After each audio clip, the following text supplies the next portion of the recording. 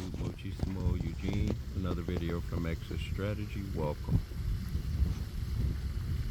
I can remember some years ago,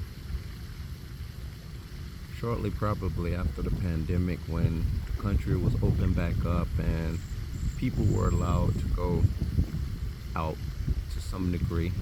I think the parks and different things like I'm at right now were opened, but we had to still practice social distancing. I'm sure you all remember when that was taking place. I mean, it's a few years ago, but it seemed like it's so, not that distant away. Took a lot out of all of us, mentally. But compound that on top of being isolated and insulated by narcissists. A lot of people committed suicide during those times. A lot of homicides were committed, domestic homicides. They won't give you the numbers on that. I know of a few in this area that happened. One particular was a couple correctional officers. There was a love triangle gone wrong, and that type of thing. But bigger point is this park I'm at right here particularly. I want you guys to know, and I've said this lots of times before, the narcissist will take beautiful things and beautiful interactions and they will show up and taint it. They will taint every occasion, every endeavor, to the point where, say, this park here, you may meet somebody at a park, at a beautiful place such as nature, on a nature trail. You and them both sharing those type of things, outdoors type stuff.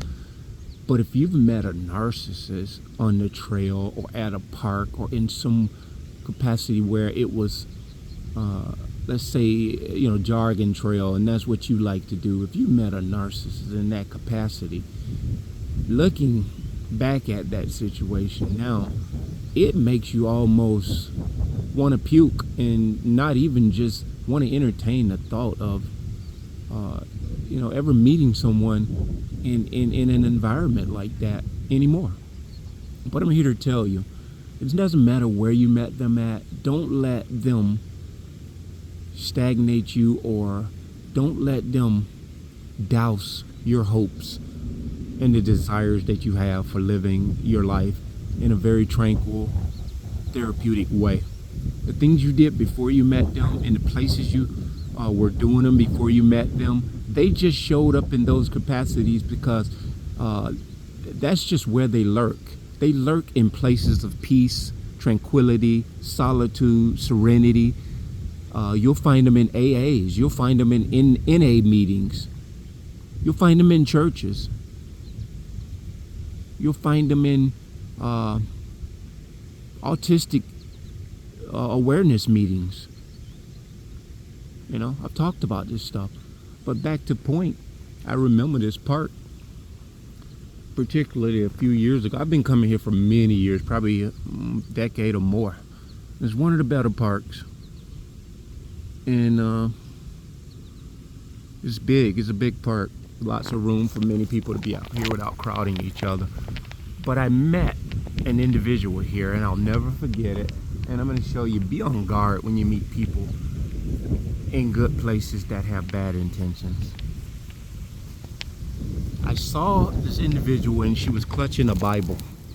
And I nonchalantly say, "What are you doing?" "I see your Bible." She said, "Oh, me and my girlfriends, we were just having Bible study."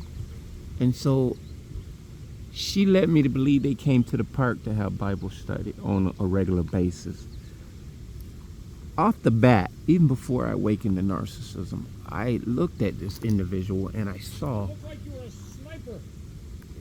Yeah, just making a video. Yeah, I am. I got a target I'm after, but it ain't a gun. Oh boy. Enjoy, guys. Yeah. And almost forgot my train of thought. Yeah, she was clutching the Bible. Oh yeah, we're having Bible study. And even before I awakened the narcissistic personality disorder, I'm telling you, I always had a very inquisitive nature. I always questioned things. I always observed body language, and I knew that it was just a fashionable thing that she was doing. And the way that she came off in her whole verbiage, didn't know this is what narcissists do. But I knew it was just a fashion statement for her. I knew it, undeniably I knew it. But giving them the benefit of the doubt, I said, she may just be happy and hung up on the fact that she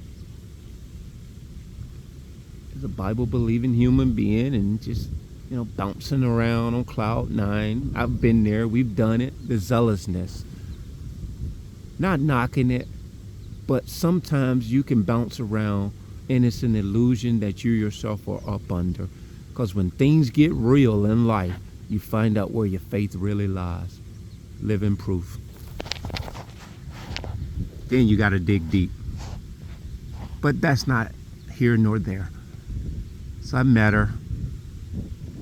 Conversation ensued. We exchanged numbers. I was vibing, feeling her energy. I guess she was feeling mine. Went off our separate ways. Connected with her over the phone. We talked a little bit. And a lot of times they'll tell you their parent or a friend of theirs, especially if you're into what I'm into, like construction, landscaping, excavation, because that is normally what my general conversation is when a person asks, what are you doing? You tell them what you do and they'll tell you where they work. And when they find this out, you'll find not all people that do this are narcissists, but a narcissist will capitalize on the fact that they know that you provide a service. And so what they will do is solicit you, and if they don't future fake you. I have a narcissist right now future faking me for some yard work. It happens, but I'm better at detecting it. I know I'll never get a call from this individual. Maybe if I do, I'll have to get all the money up front because they won't pay you. But back to this individual. She said, I got some, my father has some work he might want you to do around the house. I said, oh, great. And so, and this is post-awakening, but I wasn't where I am now then. Still had feelings attached to the interactions, Now I can interact with someone and I'll know right away, within a few minutes, on whether this is going anywhere. Because more than not, you'll see the mechanical movements of these puppets. And so I went on to visit their home, met their father, and I just think she was a little off, just to be honest with you, a little slow. As time went on, just the whole family dynamic, I felt like there was something in the water. And after meeting the father, I kind of put two and two together, and I just think the whole family, and she divulged to me her sister was very psychotic growing up. Mother was even more psychotic. The dad didn't even want to leave them with their mother, and she told me this. They'll be very candid and tell you. So they're actually telling you, we got a psychotic family. And so I continued to, engage with him in that visit, and he showed me some work he needed me to do, and I did a fence job around his house. He paid me, and the fence dropped just a little bit, which they tend to do. The gate, it tends to have some sag to it, and I think it was off for probably like a half an inch. And he called me right away. He said, the fence is off, it won't shut correct. I said, okay. Went back out, adjusted it, and the concrete and everything, I think he didn't let it set, and it tended to move a little bit. Maybe I didn't dig it deep enough. Nonetheless, went out and adjusted, got it correct. A day or two, maybe a week later, it was off again. I went and I adjusted it again. And I think for the third time, he was telling me the fence just not closing right. This is kind of what a lot of narcissists would do. I don't know if he deliberately was doing something to this fence or not. I can't prove this, but I do know this post-awakening. When you deal with a narcissist, it is never ending, the qualms that they have. Now, when I do a service for someone, by all means, I definitely have every intention on honoring my work. And if there's a problem, I will make it right. But it was not just the principle of the gate sagging. It was so much toxicity attached to it. They didn't say anything out of pocket, but it's a dynamic when you're dealing with them. They make it seem like it is the world coming to an end. And what it seeks to do is to bring your spirits down. It is to churn the knife into your spirit, into your peace. And they want to be in your head. So long story short of that, I ended up severing ties with this girl, not in a mean, bad way. I think I just up and just didn't go back over to her house after I adjusted the fence for her father that last time. I don't know if he reached out to me through text or not, but let's say if he did, I just basically disregarded every text after that. And I haven't seen that girl in years. Might have seen her one time, I can't be certain, but they don't come to this park anymore. That was sort of like a one-off, because when they do you a dirty one or you find them out, and they know whether you figured them out, they know when you are aware, whether you're awake or not, they know that you're hesitant going forward, so you're not a good victim. So what they would do is go on down the road to somebody else. And I think if I had not approached her, it might have not never ensued any kind of relationship or friendship.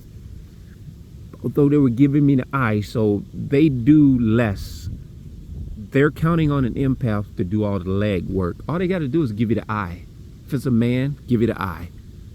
Look at you. And you'll find a lot of narcissists, they're very quiet, covert.